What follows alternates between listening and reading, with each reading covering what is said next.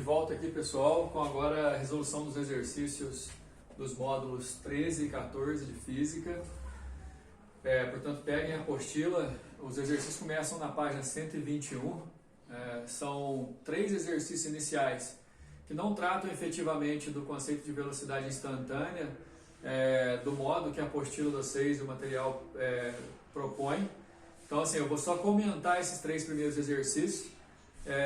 O primeiro, por exemplo, ele fala de um avião quebrando a barreira de som, e logo depois das informações do texto tem uma tabelinha aí indicando qual que vai ser a questão da velocidade do som em relativa à altitude.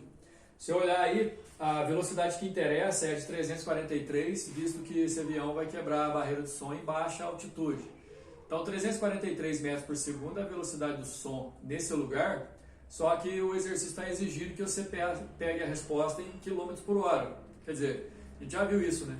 Velocidade em metros por segundo vezes 3,6 vai te dar a velocidade em km por hora, que é a resposta da letra D, 1.235 km por hora, certo? No exercício número 2, a apostila gosta bastante do Usain Bolt, né? Tem muito exercício relativo a esse atleta. Dá só uma olhada, é um gráfico da velocidade em função do tempo, né? A velocidade que o atleta desenvolve durante a prova, e você pode ver que a velocidade máxima que ele atinge durante a prova é de 12 metros por segundo, por isso que a resposta vai ser a letra E. Essa velocidade ele atinge na posição 50 metros, resposta do número 2, letra E. O número 3 fala sobre o funcionamento de radares, conhecidos como pardais aí nas nossas rodovias, né, dizendo, por exemplo, que você precisa instalar 2 sensores. Esses 2 sensores vão medir o tempo que o carro gasta de um sensor até o outro, e está perguntando, para poder calcular a velocidade média do carro entre os 2 sensores, o que mais você precisa, né? Lembrando que velocidade média se calcula com distância e tempo. O tempo de um sensor para o outro, o computador consegue registrar. A outra grandeza que você precisa é a distância entre os receptores, né? Que vai ser a letra B, beleza? Agora sim, tem o exercício número 4 aí, que ele é importantíssimo, portanto prestem bastante atenção no que a gente vai fazer relativo a ele. Olha só, o exercício coloca uma função horária de espaço. Ele coloca que o tempo está em segundos, a posição em metros. Para que serve essa função?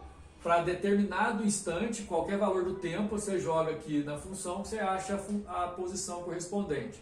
O que a letra A pede? Velocidade média entre 2 instantes, quando o tempo vale 0 e quando o tempo vale 2 segundos. Isso aí a gente já está acostumado a fazer, não é da matéria nova. A letra B vai ser. Portanto, prestem atenção nas duas diferenças. A diferença entre as duas, melhor dizendo. A letra A pede para calcular uma velocidade média entre 2 instantes. Na letra B, você vai ter que calcular uma velocidade no instante e outra velocidade no outro. Ou seja, cada instante com uma velocidade, portanto, uma velocidade instantânea. Na letra B, a gente vai ter que usar a derivada. Mas calma lá. Jogando 0 no lugar do t, aqui na função posição, eu descubro que quando o tempo é 0, o móvel está aqui, ó, na posição 2. Só substituir o t por 0. Jogando tempo igual a 2, você fazendo os cálculos, você vai descobrir que a posição do móvel é lá no menos 2, quer dizer, quando o tempo é 0 ele está no 2, quando o tempo é 2 ele está no menos 2. Isso aqui, ó, te ajuda a calcular o ΔS, que é a posição final, menos 2, menos a posição inicial, que é 2, dá um ΔS de menos 4, e o ΔT de 0 a 2 segundos é o intervalo de 2 segundos, quer dizer, para calcular a velocidade média, ΔS por ΔT, você faz menos 4 por 2, dá a velocidade média que o exercício queria. Bom, tem que perguntar.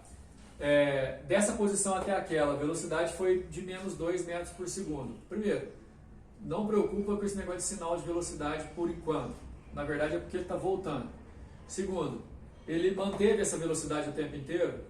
A resposta é, não dá para saber, por enquanto. Porque a letra B a gente vai conseguir fazer a resposta. Dá uma olhada. Como ele pede uma velocidade no instante, uma velocidade no outro, lembra do outro vídeo, da parte teórica. Para calcular a velocidade, eu preciso ter a função velocidade. E eu consigo a função velocidade derivando a função posição. Vamos lá fazer essa derivada? O 2 aqui é um número constante, a derivada dele é 0. Quando tem o t, a derivada é só o valor da constante, que é 2. Esse aqui que é o expoente, você desce multiplicando, fica menos 4, e diminui no expoente, o expoente fica 1. Ou seja, a nossa função velocidade, ó, 2 menos 4t, agora eu estou pronto para calcular a velocidade em qualquer instante que o exercício pedir. Ele pediu quando o tempo é 0 e quando o tempo é 2. Quando o tempo é 0, você coloca 0 no lugar do t, você acha 2 na velocidade. Quando o tempo é 2, você coloca 2 no lugar do t, você acha 2 menos 8 dá menos 6. São as duas velocidades que o exercício estava pedindo. Daqui a pouco a gente vai fazer o exercício número 3 da parte sequente aí, que vai pedir exatamente a mesma coisa, só que vai te dar uma função diferente. Vira a página, por favor. Lá na página 124 você vai encontrar o primeiro exercício, que fala que durante uma prova de atletismo, a posição do atleta variou com isso aqui. E diz o seguinte, a corrida é de 100 metros, então a prova acaba quando essa posição aqui for igual a 100.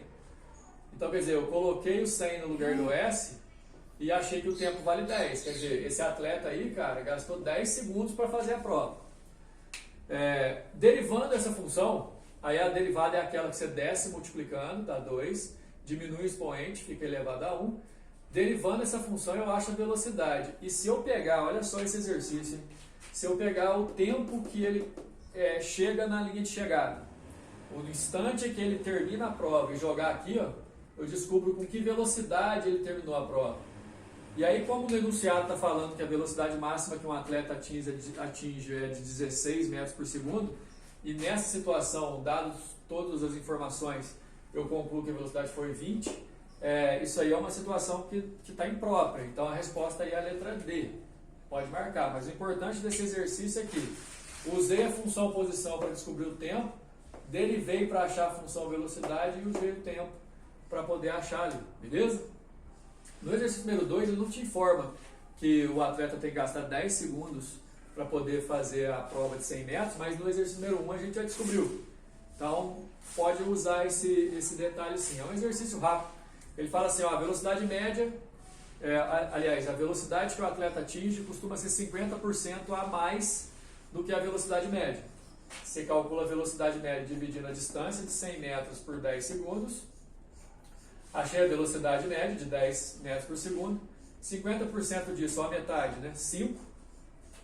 Se é 50% maior, vai ser 5 maior, ou seja, a velocidade vai para 15.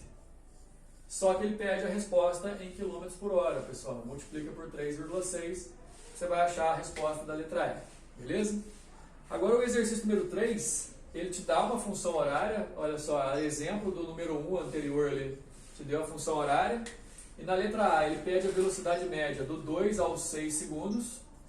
E na letra B, ele pede a velocidade, ou em que momento que esse móvel aí parou e inverteu o sentido do movimento. Cuidado, hein?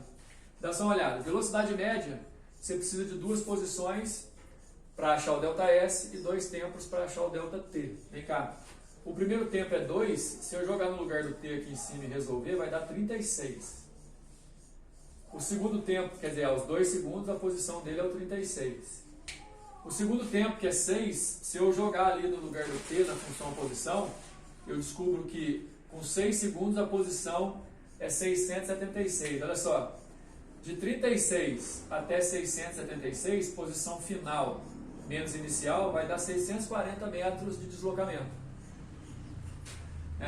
De 2 a 6 segundos foram 4 segundos, velocidade média está pronta, ó. Eu tenho 640 metros em 4 segundos, 80 metros por segundo. Aí vem o grande lance, eu quero saber em que momento esse móvel aqui parou durante o movimento dele. Gente, parar e inverter o movimento, isso aqui você pode colocar aí com letra grande na resolução, que a hora que você for estudar para a prova, isso aqui vai ser primordial.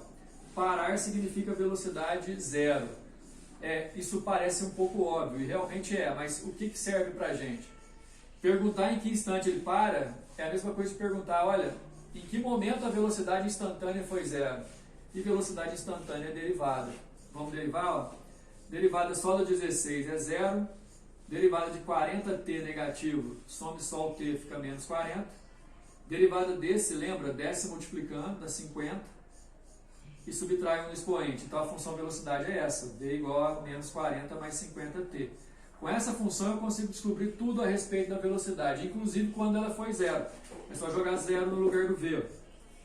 Jogando zero no lugar do V e isolando, eu achei que o instante em que ele para é o instante 0,8 segundo. Quer dizer, com menos de 1 segundo de movimento, aquele móvel ali parou e inverteu o sentido do movimento dele. É isso que o exercício queria. Próximo vídeo, os dois exercícios que estão faltando, o 4 e o 5.